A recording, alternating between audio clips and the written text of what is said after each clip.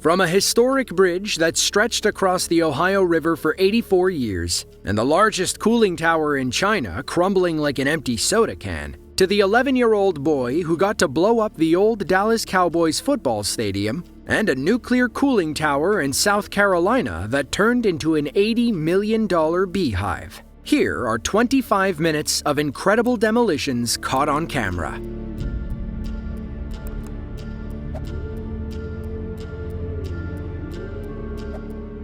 Fombelle, Pennsylvania is a small community 40 minutes north of Pittsburgh. In July of 2021, some local farmers noticed their grain silo was on its last legs. The silo had been in pretty rough shape for a while. Any day could be its last, especially if a strong gust of wind randomly blew by. So, to avoid a costly accident, our farmers took matters into their own hands.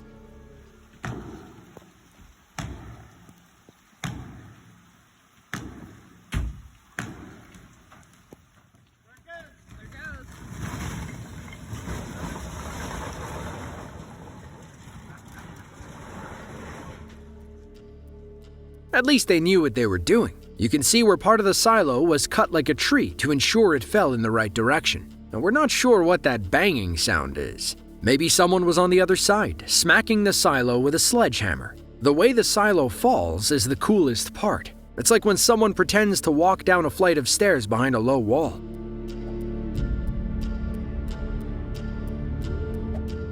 The Fort Steuben Bridge stood for 84 long years. It spanned over the Ohio River, connecting the communities of Steubenville, Ohio, and Weirton, West Virginia. But on February 21st of 2012, it only took a few seconds to come crashing down.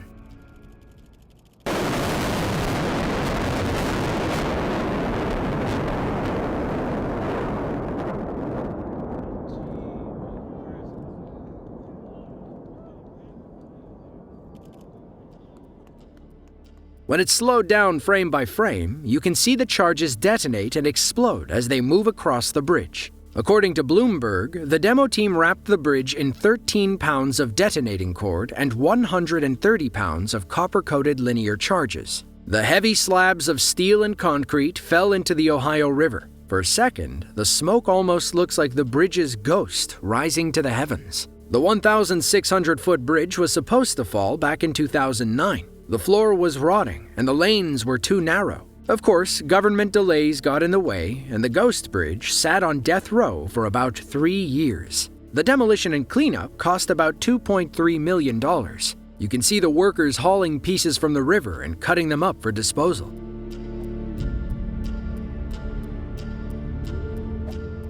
Jerry Jones loves his Dallas Cowboys. He loves them so much that he spent about $875 million to build AT&T Stadium in the mid-2000s. The city of Arlington, Texas, chipped in another $325 million. The Cowboys used to play at Texas Stadium in Irving, Texas. Once Jerry moved the team, the city of Irving had little use for a pro football stadium. On April 11th of 2010, the Weir Brothers Demolition Company rigged the old stadium to blow.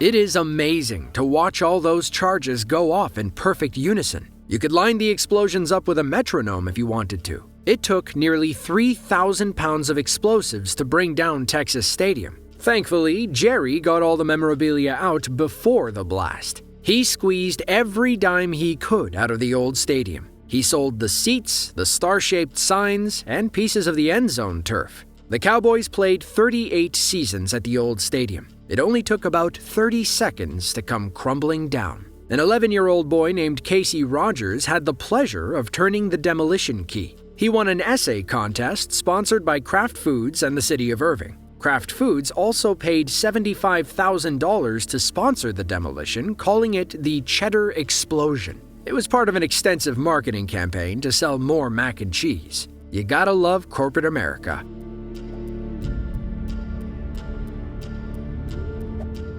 The Savannah River Site, or SRS, was built in the 1950s to refine nuclear materials for use in atomic weapons. It covers 310 square miles near the Savannah River in South Carolina, hence the name. The U.S. Department of Energy owns and operates the entire facility. The site got in trouble in the 90s for violating the Clean Water Act. It turns out Reactor K was releasing scalding hot water into the Indian Grave Branch, a tributary of the Savannah River. To fix it, they built an $80 million cooling tower about 3,000 feet away. The idea was to pull water from the reactor and cool it before it could harm plants and animals. Cold War tensions cooled off, and the site didn't have use for Reactor K or the brand new cooling tower. Bees took up residence and turned the 450-foot structure into an $80 million beehive. Since that was a gross waste of taxpayer dollars, the DOE tore it down in 2010.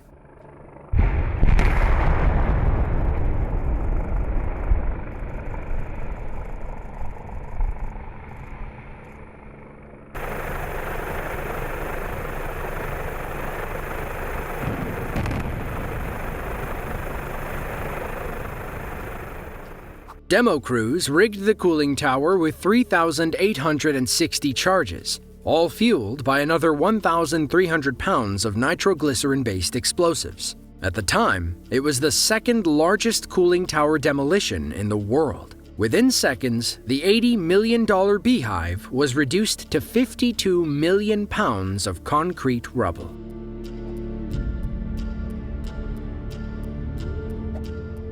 On June 27th of 2022, 12 years after the SRS cooling tower came down, demo crews blew up a similar structure in Hangzhou City, China. This one, however, had nothing to do with bees. The 492-foot tower simply stopped working in May of that year. Demolitions like this take years to happen in the United States. In China, it only takes a few months.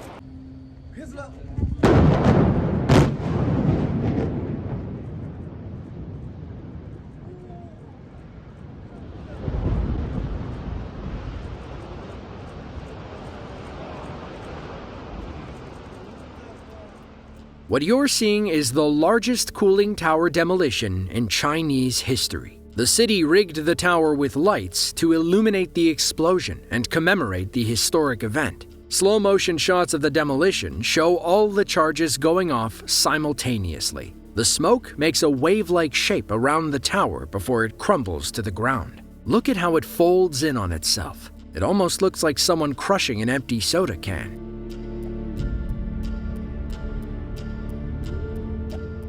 When the Iron Bridge Power Station opened up in 1969, it was among the largest of its kind in the UK. According to the BBC, it produced enough energy to power 750,000 homes. But in 2015, the plant stopped making energy. The new plan was to blow it up and build a small town. Locals wanted to save the iconic pink cooling towers. They had been part of the English skyline for decades, but didn't meet the strict criteria for historical protection. On December 6th of 2019, the pink towers collapsed for good.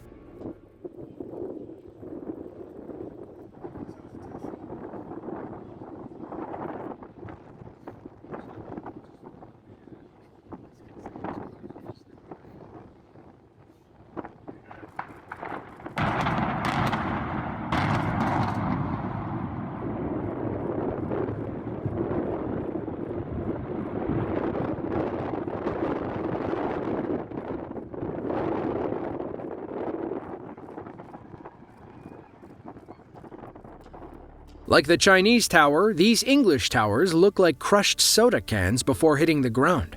Blowing them up marked a crucial milestone in a 27-month demolition project. Before they could even rig the towers, crews had to remove 16,000 tons of asbestos from inside. And because the towers were right next to a train track, the team had to be extra careful. The 4 towers measured 410 feet each. Because of their size and the number of explosives needed, nobody was allowed within 1,100 feet. That didn't stop locals from packing the nearby hills and roads. People sat with their cameras to say goodbye to their favorite local landmarks.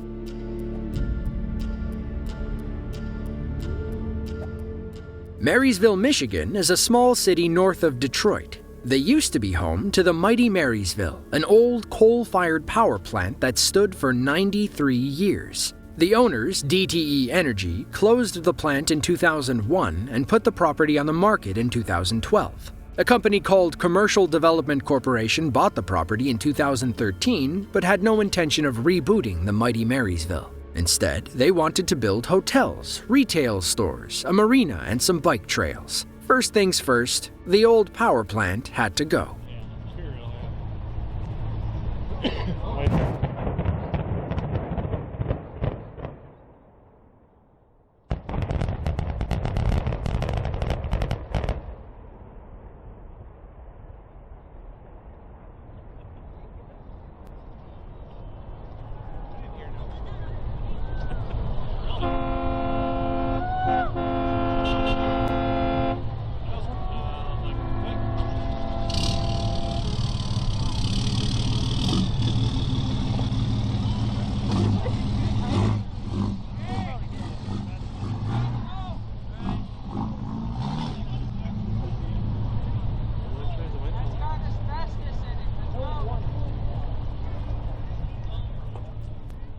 A group of Canadians watched the demolition from across the St. Clair River. But let's be honest, the person driving by on the boat had the best seat in the house. The dust cloud stretches for hundreds of feet in every direction. It almost crosses the border into Canada. Slowed down, the explosions look like surges of electricity shooting across the support beams. 1, 2, 3, 4, 5, 6, 7, 8 of those surges go by.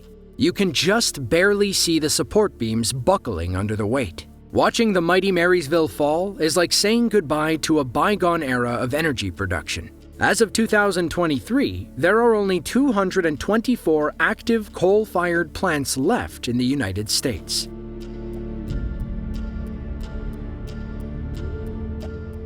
Home to over 630,000 people, Glasgow is the most populous city in Scotland. They were also home to the tallest residential buildings in Europe. The Red Road Flats were 8 massive apartment buildings built in the 1960s. In their prime, they were capable of housing 4,700 people. In October of 2015, Glasgow decided to blow them up.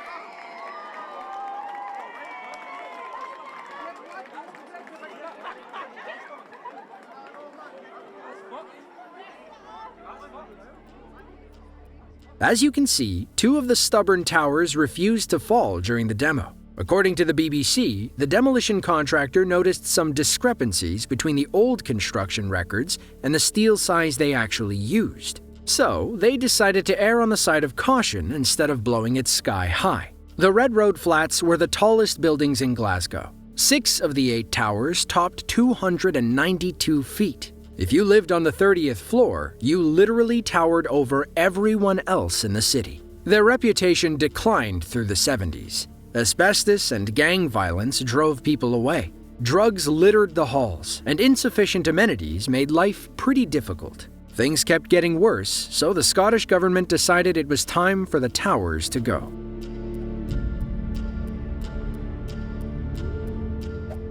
The Manora Power Station was a massive coal-fired power plant north of Sydney, Australia. It was built in the 1960s and supplied power in eastern New South Wales. In July of 2012, the power station's owner, Delta Electricity, announced that they were closing the plant after 45 years. Energy demand was falling, and parts of the facility needed costly repairs. We're talking like $400 million worth of repairs. It was cheaper to tear it down and sell the 500 acres of land. So, that's exactly what they did.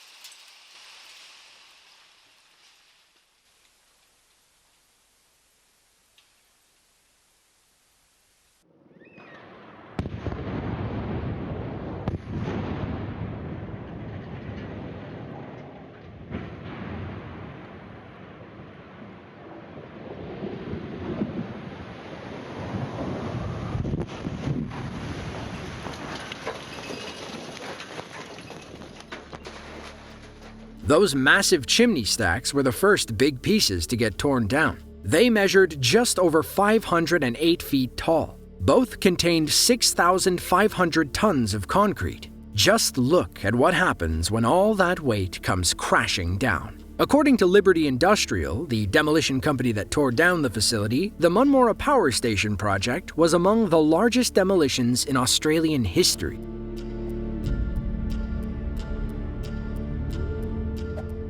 Iowa State University is among the most famous colleges in the United States. Located about 30 minutes north of Des Moines, the school is famous for being the birthplace of digital electronic computing. They also played a crucial role in the Manhattan Project during World War II. Some of the brightest minds in ISU history likely lived in either Storm or Knapp Hall. Storm and Knapp were two student housing complexes built in the mid-1960s. Decades passed, and maintaining the historic towers was getting too expensive. In July of 2005, they decided to tear them both down.